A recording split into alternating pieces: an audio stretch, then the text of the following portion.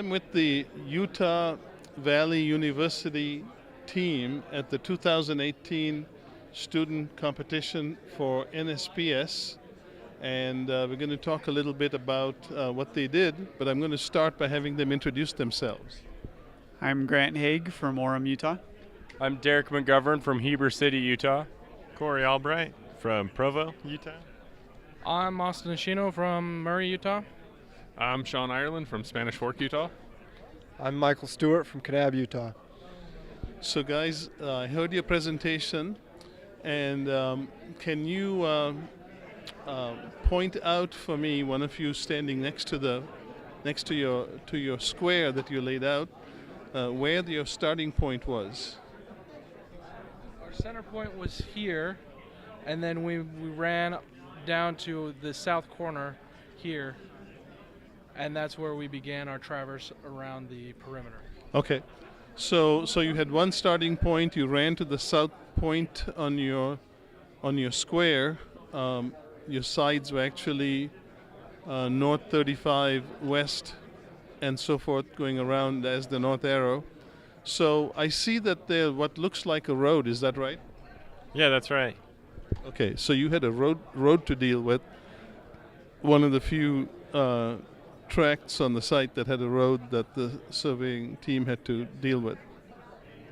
So when you got to the site, did you have to figure out things as far as what you would do on the site a little bit differently from the way you thought about it?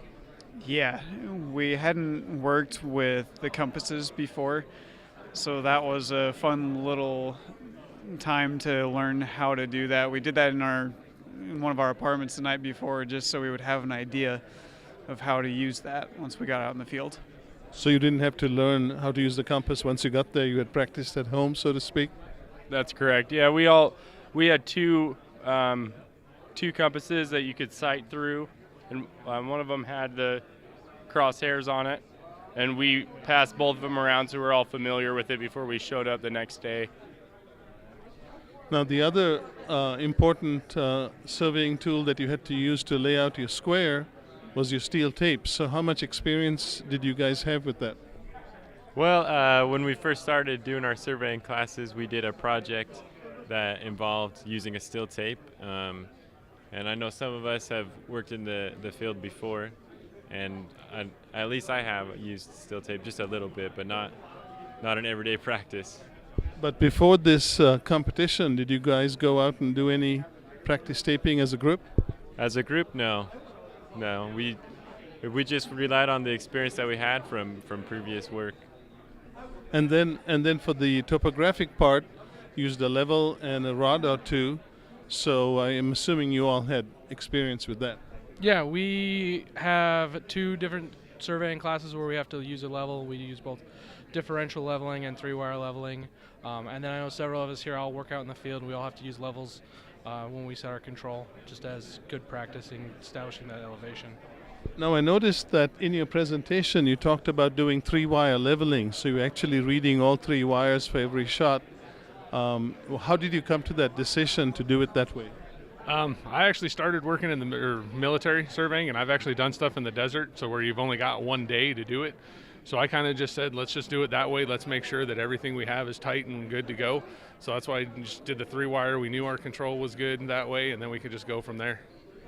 So did you have any unusual tasks that any of you had to do in the field that wasn't anticipated, like keep the scorpions out or the snakes or anything like that? No, nothing too hard. I mean, it's something that we've experienced with this terrain before, and so it wasn't bad at all. Probably the hardest part was just using the compass and making sure that we got our initial square parcel as tight as we wanted it to be.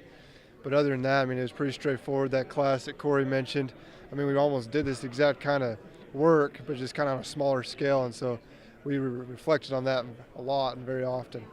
So the kind of the theme for this competition was surveying service.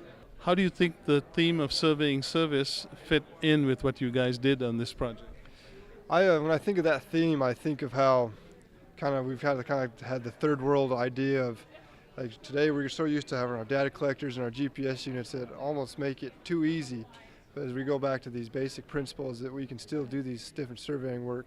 So outside of maybe these developed countries, there's still this work that can be done that is very crucial to help laying out cities and making it organized for addresses and really just the infrastructure of a city through good survey work.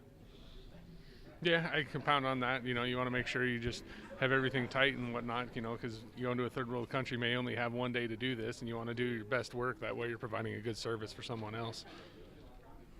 Yeah, it just, with the service aspect, just we show up to a place where we have to do a job, and we only have a limited time to do it. And with basic equipment, we have to kind of work with what we got and overcome any kind of obstacles or challenges. Yeah, it's kind of what's been touched on. You never know what you're going to run into, and just the basic equipment it made it easier to travel for sure. If you were to go anywhere like a third world country, like Mike said. And it would be so cool to do that and to assist those people and help them make water flow downhill, maybe help them with some canal work, and it would be cool. Like Corey said, you never know where you're going to go, but with the standards of professionalism that surveyors are held to now, it would be great to see how people rely on our work and know that we are dependable enough to go to some place and they could look back and say, yeah, this work that this team did was correct. Well, thank you very much for your time with us, and good luck with the competition.